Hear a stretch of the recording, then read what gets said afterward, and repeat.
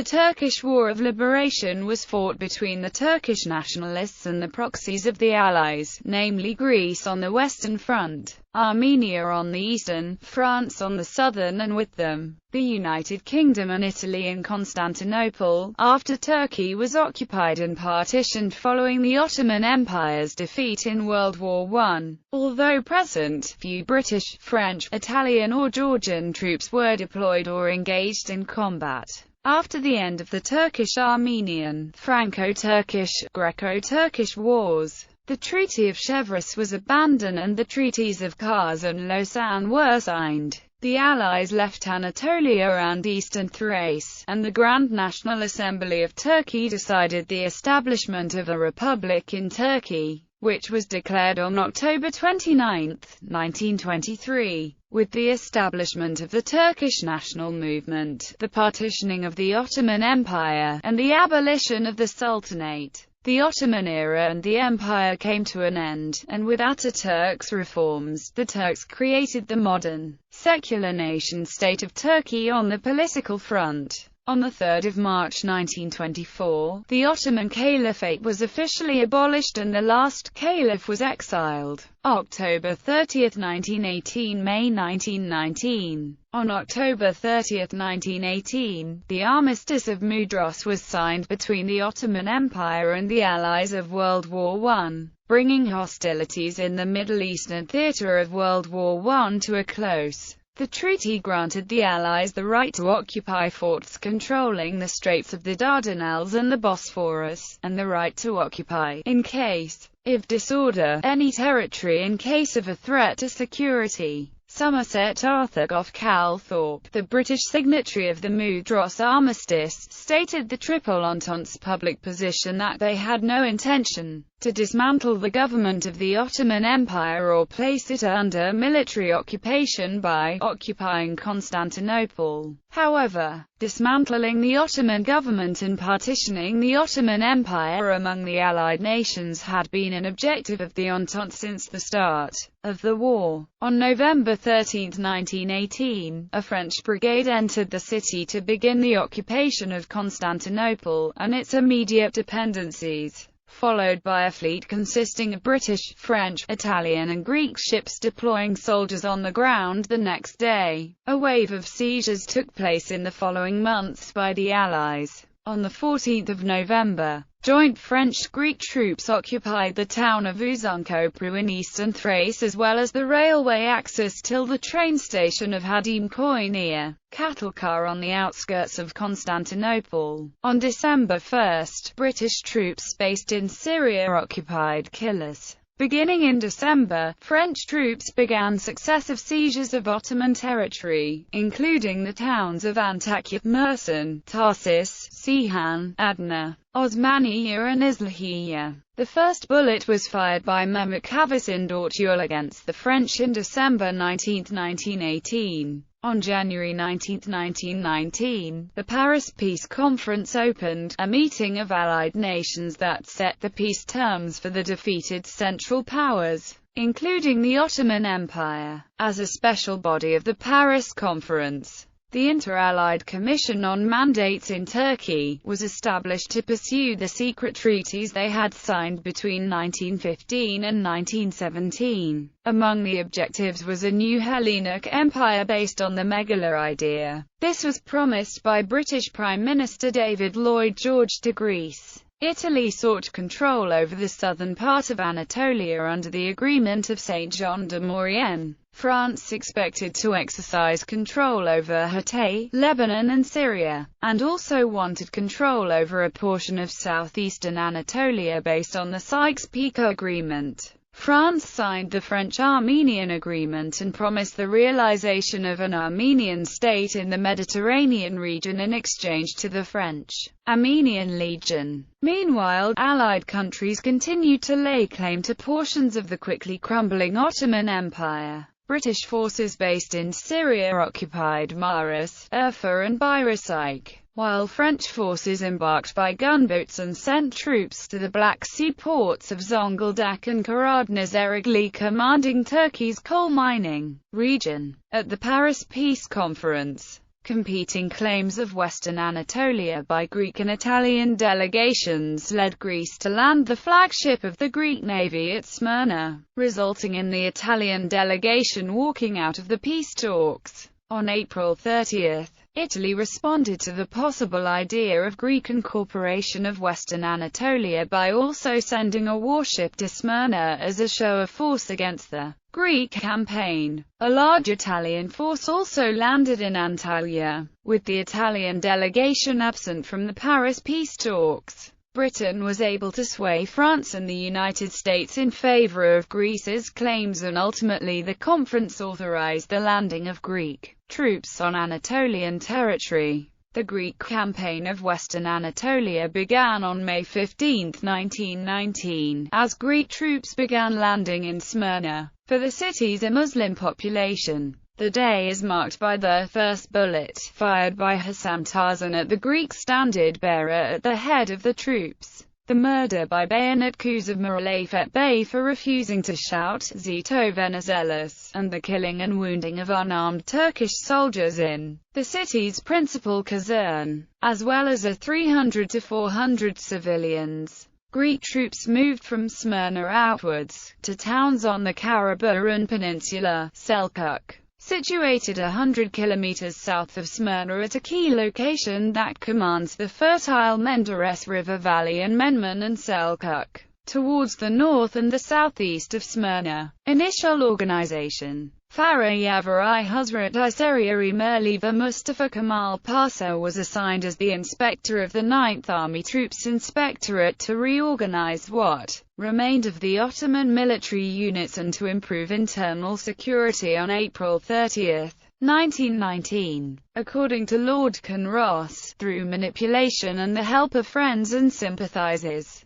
Mustafa Kemal Pasha became the inspector of virtually all of the Ottoman forces in Anatolia, tasked with overseeing the disbanding process of the remaining Ottoman forces. He and his carefully selected staff left Constantinople aboard the old steamer SS Bandırma for Samsun on the evening of May 16, 1919. Resistance to Allied demands began at the very onset of the Ottoman Empire's defeat in World War I. Many Ottoman officials organized the secret Sentinel Association in reaction to the policies of the Allies. The objective of the Sentinel Association was to thwart Allied demands through passive and active resistance. Many Ottoman officials participated in efforts to conceal from the occupying authorities details of the burgeoning independence movement spreading throughout Anatolia. Munitions initially seized by the Allies were secretly smuggled out of Constantinople into central Anatolia, along with Ottoman officers keen to resist any division of Ottoman territories.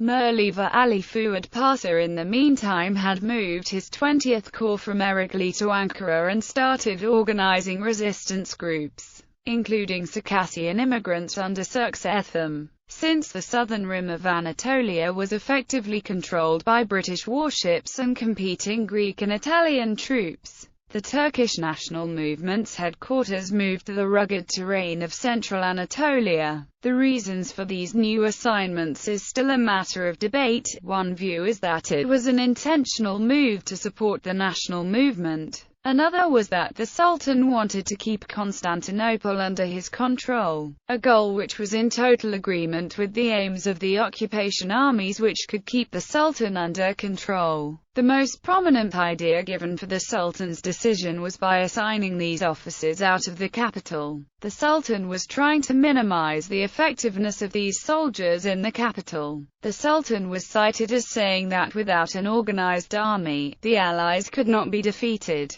and the national movement had two army corps in May 1919. One was the 20th Corps based in Ankara under the command of Ali Fuat Pasha, and the other was 15th Corps based in Erzurum under the command of Kazim Karabekir Pasha. Mustafa Kemal Pasha and his colleagues stepped ashore on May 19 and set up to their first quarters in the Mintika Palace Hotel. Mustafa Kemal Pasha made the people of Samsun aware of the Greek and Italian landings, staged mass meetings and made Thanks to the excellent telegraph network, fast connections with the army units in Anatolia, and began to form links with various nationalist groups. He sent telegrams of protest to foreign embassies and the War Ministry about British reinforcements in the area and about British aid to Greek brigand gangs. After a week in Samsun, Mustafa Kemal Pasha and his staff moved to Havza, about 85 kilometers inland. Mustafa Kemal Pasha writes in his memoir that he needed nationwide support.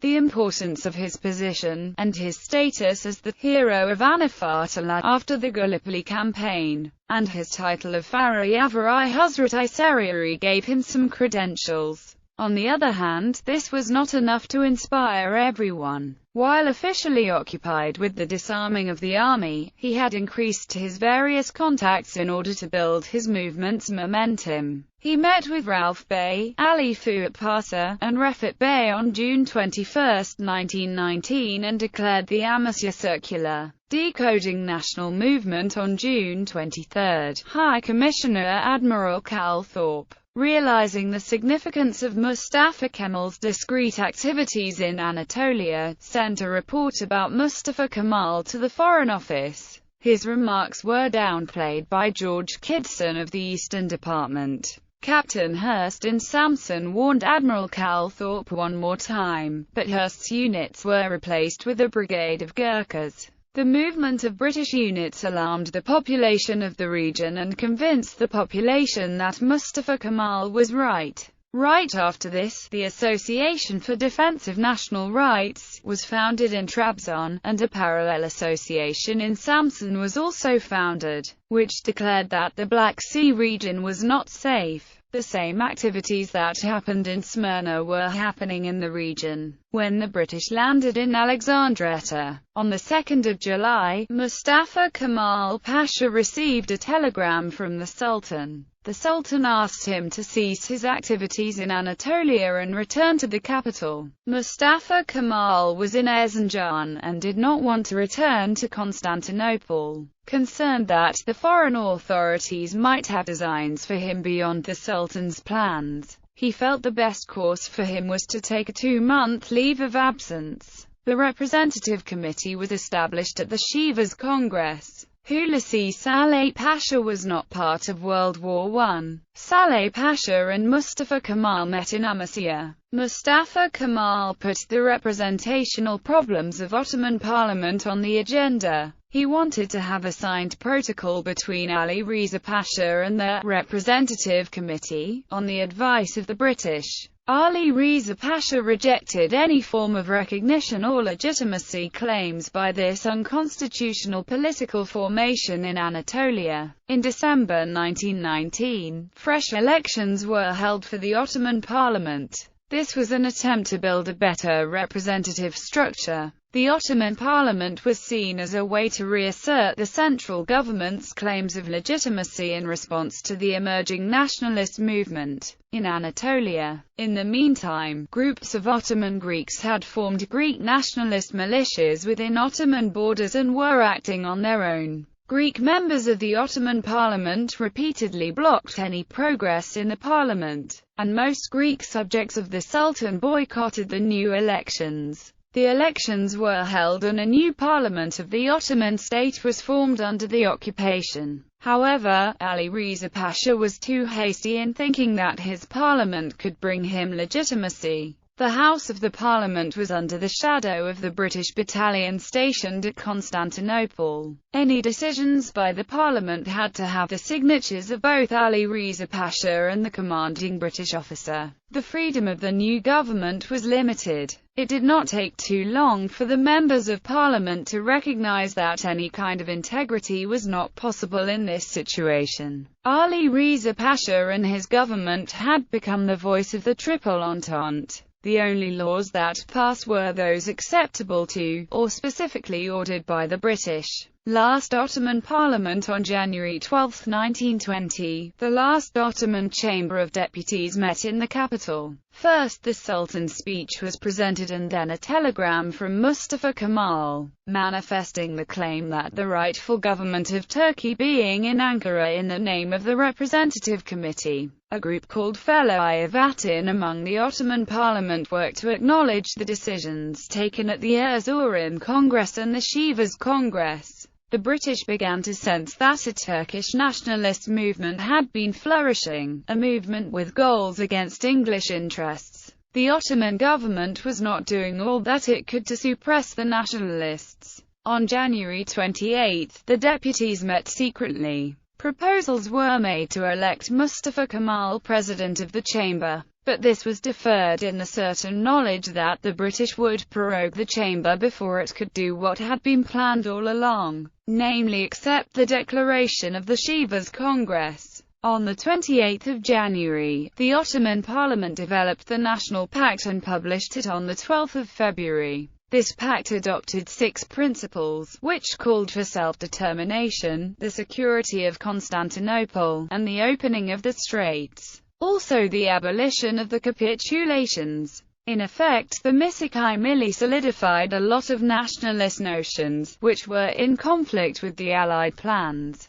Shift from de facto to de jure occupation, a national movement, which persuaded the Ottoman Chamber of Deputies to declare a national pact against the occupying Allies, prompted the British government to take action. To put an end to Turkish nationalist hopes, the British decided to systematically bring Turkey under their control. The plan was to dismantle Turkish government organizations, beginning in Istanbul and moving deep into Anatolia. Mustafa Kemal's national movement was seen as the main problem. The British Foreign Office was asked to devise a plan. The Foreign Office suggested the same plan previously used during the Arab Revolt. This time, however, resources were channeled to warlords like Ahmet Anzavur. The politics of this decision were legitimized via the Treaty of Chevreuse. Anatolia was to be westernized under Christian governments. That was the only way that Christians could be safe, said the British government.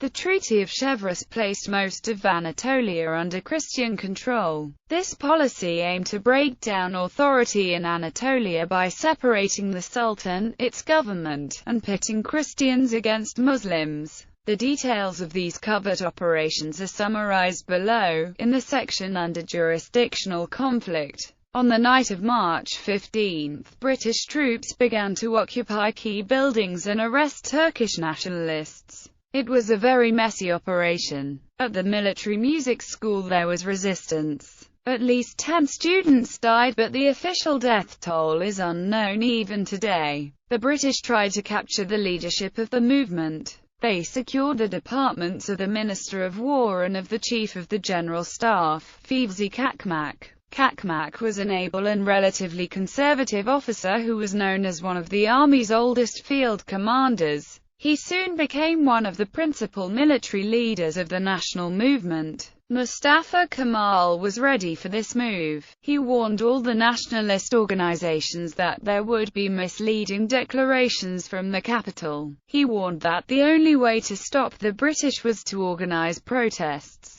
He said, "Today the Turkish nation is called to defend its capacity for civilization, its right to life and independence, its entire future." Mustafa Kemal was extensively familiar with the Arab Revolt and British involvement. He managed to stay one step ahead of the British Foreign Office. This, as well as his other abilities, gave Mustafa Kemal considerable authority among the revolutionaries. On March 18, the Ottoman Parliament sent a protest to the Allies. The document stated that it was unacceptable to arrest 5 of its members, but the damage had been done. It was end of the Ottoman political system. This show of force by the British had left the Sultan as sole controller of the empire, but the Sultan depended on their power to keep what was left of the empire. He was now a puppet of the Allies.